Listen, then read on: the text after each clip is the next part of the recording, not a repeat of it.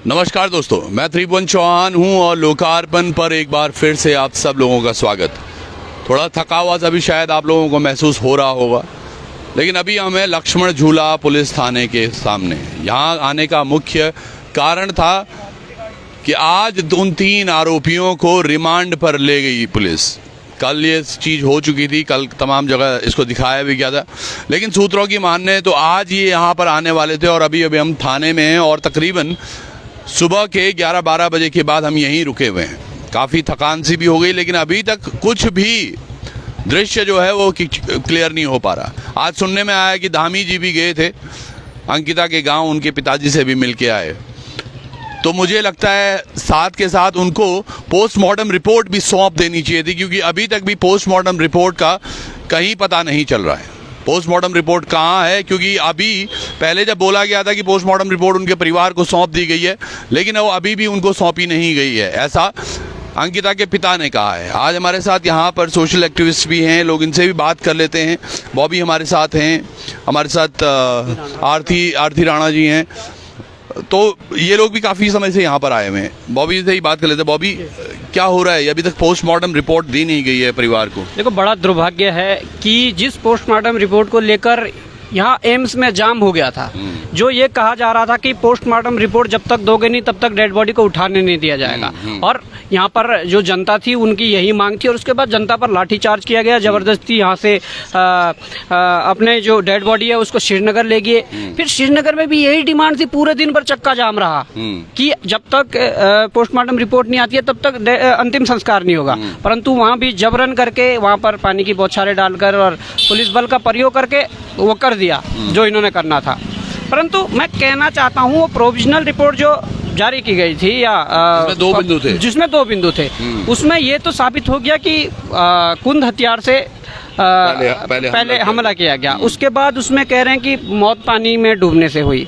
अब मैं यहाँ पर 2 पॉइंट से देखता हूँ इस चीज़ को कि अगर मौत पानी में डूबने से हुई है तो मैं एक चीज़ कहता हूँ, या तो फिर वो डेड बॉडी 2 दिन पहले की है, 5 दिन पहले की नहीं है। और अगर वो 5 दिन पहले की है तो उसको मारकर फेंका गया है, क्योंकि अगर जिंदा इंसान डूबता है तो जब तक उसकी सांसें चलती रहती है तब तक वो मुंह से, नाक से वगैरह ये पानी अंदर लेता रहता है और तब तक वो फूलता है, और फूलने का मतलब है कि उसके कपड़े कहीं से फट जाते हैं। ये एक थ्योरी है, और यकीन मानिएगा जो पोस्टमार्टम की रिपोर्ट नहीं बताई जा रही है उस पर एक बड़ा प्रश्न है। कहाँ गई वो पोस्टमार्टम रिपोर्ट? क्यों नहीं उसको सार्वजनिक किया जाता? या चलो आपने कहा परिवार को दे देंगे, परिवार तक भी कहाँ पहुंची है वो? और कितनी बड़ी बातें कर रहे हैं, ये गुमराहियत क्यों हो रही है? आज सुबह से अगर इन तीनों को यहाँ पर लाना चाहिए था, अगर उनको रिमांड पर लेना था, तो कहाँ है वो? और हम लोग तो तमाम यहाँ पर बहुत देर से, काफ़ी देर से हम लोग यहाँ पर खड़े हैं, तो क्यों नहीं उनको लाया जाता है यहाँ पर? आगे की क्या कार्रवाई होनी चाहिए थी? एक बड़ा प्रश्न भी हमने छोड़ दिया था। पुष्पदीप, वो लड़का जिसने इसको पूरा सूत्रधार बना, तमाम जगह उसके आर्टिकल्स चल रहे हैं, तमाम जगह उसकी रिकॉर्डिंग चल रही है, तमाम जगह वो दिख रहा है, लेकिन उसने एक स्पष्ट किया था कि मैं कहीं अपनी बातें नहीं बता रहा हूं।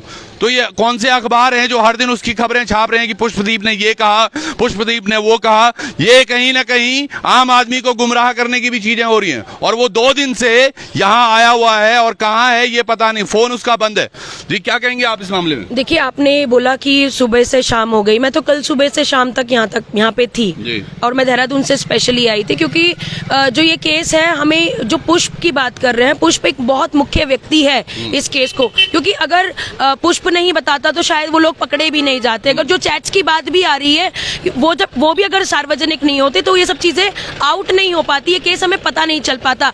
और इन सब चीजों के बाद हम उस पटवारी की भी बात कर रहे हैं कि उसके लिए भी क्या कड़े जो कदम है वो उठाए जा रहे हैं, तो ये भी अपने आप में एक बहुत देखने वाली बात है। और मुझे लगता है कि सरकार की तरफ से अगर कोई दबाव बनाया जा रहा है तो ये बहुत गलत है, क्योंकि ये बहुत ज्यादा हाई प्रोफाइल केस है जो हमें लगता है, महसूस हो रहा है।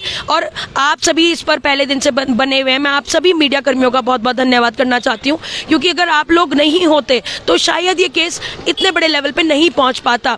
तो मैं यही कहना चाहती हूँ आपके चैनल के माध्यम से, और क्योंकि जनता भी देखती है, मैं कहना चाहती हूँ कि भ्रमों में ना फंसे, तथ्यों को पढ़ें। देखिए, पोस्टमार्टम रिपोर्ट नहीं आई है कि उसके परिवारजनों को अनशन कुछ ना कहें। अगर कोई कह रहा है कि 1 करोड़ रुपए मिला है तो भैया पहले उसका सबूत दीजिए। नहीं, उसका भी साक्ष्य है हमारे पास। हम उस दिन श्रीकोट में थे जिस दिन ये बात हुई थी, 3 प्रमुख मांगों में, और यह परिवारजन की मांग नहीं थी।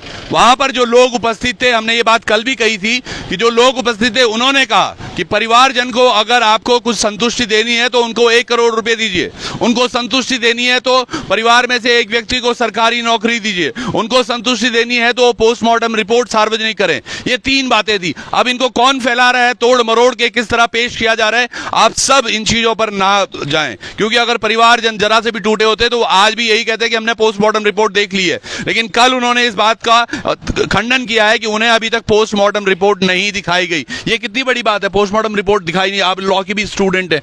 देखिए ये तो बहुत बड़ी बात है। हम कह रहे हैं ठीक है कि अगर आपको समय लग रहा है पोस्टमार्टम रिपोर्ट में आने में, हम जायज है, because it takes time. But आप इस तरीके की भ्रांतियां नहीं फैला सकते कि हमने पोस्टमार्टम रिपोर्ट घर वालों को दे दी तो अब आप देखिए ना, हमें कैसे भरोसा होगा। सुबह कहते हैं मृत्यु हो गई, शाम को कहते हैं मिसिंग है, अब कह रहे हैं पोस्टमार्टम रिपोर्ट दे रही, कल लड़का का भाई कह रहा है कि मैं, लड़की का भाई कह रहा है कि रिपोर्ट नहीं है। So what is this going on? This is something, ये जो जनता को भ्रमित किया जा रहा है। और मैं बताना चाहती हूँ कि जितने भी लोग यहाँ पर हैं ये सब लोग पढ़े लिखे लोग हैं। अंकिता के घर वाले हो सकता है कि एक बारी के लिए बेचारे गरीब हों, असहाय हों, लेकिन जनता और सोशल एक्टिविस्ट ये दिमाग वाले हैं। बिल्कुल सही बात है। और सबसे बड़ी बात एक जो हमें समझ नहीं आ रहा है, जितने ये अपराधी थे ये इतने दिनों से तो जेल में बंद थे, इनकी रिमांड नहीं हुई, जो भी हुआ अब रिमांड चलो आ गई। पुष्पदीप 2 दिन से, कल 10:15 साढ़े 10 बजे से वो आ गया था थाने में, उसकी क्या रिपोर्ट चल रही है? उसका फोन बंद जा रहा है, उसके परिजन और परेशान हो रहे हैं। वहां जम्मू से आया हुआ लड़का 2 दिन से थाने में अपनी किस तरह से गवाहियां दे रहा होगा? देखिए ये बड़ा दुर्भाग्य है, जो इस केस के गवाह है उनको तो सबसे पहले सुरक्षा मिलनी चाहिए और उनको सुरक्षित रखना चाहिए, क्योंकि जब तक जांच पूरी नहीं हो जाती उनका बहुत बड़ा इसमें योगदान रहेगा। मैं कहना चाहूँगा कि यहाँ पर हम विश्वास कैसे करें? डीएम साहब पहले कहते हैं कि यहाँ पर हमने बुलडोजर नहीं चलाया है, हमने नहीं तोड़ने के आदेश नहीं दिए हैं, और अब सरकार के बचाव में कहो या सरकार के दबाव में कहो, उन्होंने अपना स्टेटमेंट बदला है। और ये कल अखबार के माध्यम से हमें देखने को मिला कि उन्होंने कहा कि हमने ही चलाया है। तो किसको बचाने की कोशिश हो रही है? आपका मैं एक कवरेज देख रहा था जिसमें वहाँ पर एक कॉपी रखी हुई थी और जिसमें मेंशन था कि कितने से कितने तक कौन रुका है, क्या रुका है। तो जो 2 दिन 3 दिन वो रुके थे उनका किसी का डाटा सार्वजनिक किया गया, डाटा उनका निकाला गया कि कौन थे, क्या डिमांड कौन वही कर रहे थे। बहुत सारी चीजें हैं इसमें केस में निकालने के लिए। तो हम तो यही कहना चाहेंगे कि हमारा जो यहाँ पर हमारी सरकार है वो इसको ये समझकर केस को ना देखें कि हमारे पार्टी का मसला है।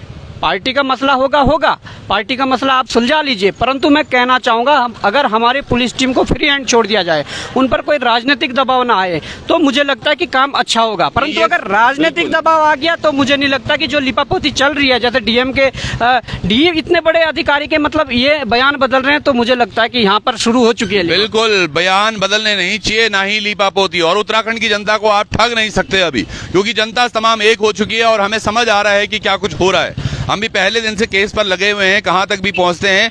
आज चाहे नेशनल मीडिया जहां भी हो, कहीं भी हो, वो भी लगातार कहीं ना कहीं कुछ ना कुछ कवरेज कर रही है। लेकिन हमें ये देखना है कि हमारी बच्ची को न्याय मिले, उसमें लीपापोती ना हो, जैसे कि बॉबी भी कह रहे हैं और आरती जी भी कह रही हैं। क्योंकि ये सब संदेहास्पद जो चीज़ें हो रही हैं, आज 2 दिन हो गए पुष्पदीप का नहीं मिलना या उसकी कैसी गवाहियां चल रही हैं, ये समझ से परे है हमारे। और एक और व्यक्ति के बारे में आज हम आपको बताएंगे, प्रफुल्ल कौन है और प्रफुल्ल कहाँ है? एक अहम गवाह या फिर एक अहम हिस्सेदार इस पर्टिकुलर केस में। 9 बजे हम बात करेंगे प्रफुल्ल के बारे में। जी आप कुछ कह रहे हैं? मैं इसमें एक बात और कहना चाहती हूँ आपके चैनल के माध्यम से कि जो भी उत्तराखंड के लोग हैं, जो भी स्टेट में इस केस पर एक नजर बनाए। देखिए हम लोग अपना घर बार छोड़कर आए हैं यहाँ पे, और हम इसलिए नहीं आए हैं कि हमें इससे कुछ हासिल होगा। हम उत्तराखंड की महिला की सुरक्षा की बात चाहते हैं। आप देखिए ना कि कब तक ये धनबल वाले लोग एक मासूम परिवार को, पहले तो उस परिवार के बच्चे की नौकरी छीन लेते हैं और उसके बाद उस परिवार की लड़की की इज्जत छीन लेते हैं। आप बताइए ना, ये कहाँ का इंसाफ है? हम लोग एक उस लड़की के इंसाफ के लिए नहीं, हम उत्तराखंड के इंसाफ के लिए यहाँ पे खड़े, और आप सब लोगों का सहयोग हमें बहुत बहुत तरीके से चाहिए सर। मिल भी रहा है, तमाम जनता अब जागरूक तो हो रही है। एक और भाई भी हैं यहाँ पर, क्या नाम है भाई आपका? हृदेश शाही। हृदेश, किस तरह से देख रहे हो मामला जो अब तक देख रहे हैं? एक युवा हो आप, किस तरह से पढ़ पा रहे हैं चीज़ों को? जी पहले दिन से हम काफ़ी शौक में, और मेन बात है कि इन तथ्यों को दबाने का प्रयास किया जा रहा है। मीडिया सुबह से खड़ी है, शायद 10 घंटे से ऊपर हो गए मीडिया यहाँ पे खड़ी है थाने पे। आज सुबह से हम यही हैं। जी, तब भी एक कम्युनिकेशन गैप साफ दिख रहा है कि पता नहीं क्यों छुपाना चाह रही चीज़ों को, और पर लेकिन छुपा नहीं पाएंगे क्योंकि पूरा उत्तराखंड एक साथ है। अभी आज दिन में देहरादून में सारे जितने भी संगठन है सामाजिक, 30 से ज़्यादा संगठन और युवा संगठनों की मीटिंग हुई है, और 2 तारीख को पूरा उत्तराखंड बंद रहेगा। तो शासन प्रशासन से मेरा यही कहना है कि आप इसमें बिल्कुल भी कोताही न बरतें, पूरे उत्तराखंड की नज़र आप पे ही है। बिल्कुल, पूरे उत्तराखंड की नज़र आप पर है। बहुत बहुत धन्यवाद आपका भी जुड़ने के लिए। और इस पर एक बड़ी अच्छी चीज़ जो है, जो हमने सुनने में आ रही कि पी रेणुका मैम जो इंचार्ज हैं SIT की, वो वाकई अपने काम के लिए जानी जाती हैं और बहुत साफ छवि की भी हैं। तो मैम आपसे बहुत कुछ एक्सपेक्ट कर रहा है उत्तराखंड अब, तो आप भी प्लीज़ इस मामले को जल्द से जल्द और क्लियर, जो मैंने कल कहा है कि अगर न्याय हो रहा है तो वो न्याय होते दिखना भी चाहिए। हम सुबह से यहाँ हैं, अभी तक कोई परिभाषाएं तो हमें नहीं पता चल पा रही हैं, तो किस तरह से चीजें हो रही हैं उत्तराखंड को, ये पता जरूर होना चाहिए। जुड़े रहिएगा लोकार्पण पर। बहुत बहुत धन्यवाद आप सब लोगों का। नमस्कार।